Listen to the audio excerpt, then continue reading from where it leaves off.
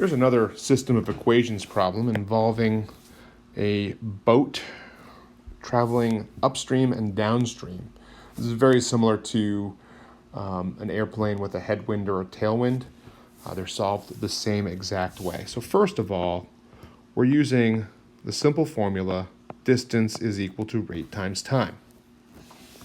Now, on these types of problems, they're telling us that the boat travels 160 miles in each direction. So we have our distance. We're going to have two equations, and each equation has a distance of 160. Also, in each equation, we have two different speeds. So we're on a boat. Okay, so here's our boat. It's floating down this river. Okay, and the current is going at this speed, and the boat is going at perhaps a different speed. We don't really know yet. Okay, so those arrows represent the speeds. And when it goes down current, the boat is going to get there faster because the current is helping the boat. So what we're going to do to represent the rate downstream, we're going to do the boat speed plus the current speed. And that's going to take the place of the r. So b plus c. That's how we introduce our variables. And the time for the downstream trip was 10. And that goes in place of the t. On the way back, all we're going to do is change the direction of the boat.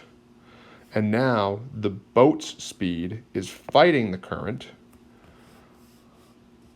So the trip back, the rate on the trip back is going to be b minus c. So if the boat was going 15 miles an hour upstream and fighting a 5 mile an hour current, it would really net a speed of 10.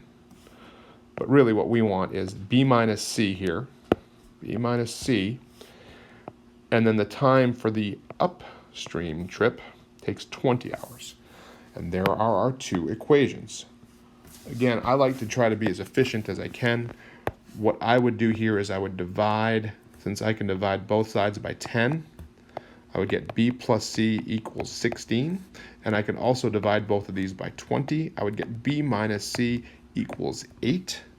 And from there, I have a very simple system. If I add, I get 2b equals 24, divide by 2, and we can tell that the boat is going 12 miles per hour. And when I plug that 12 back into either of those equations, b plus c equals 16, 12 plus c equals 16, subtract 12, and we get current equals 4.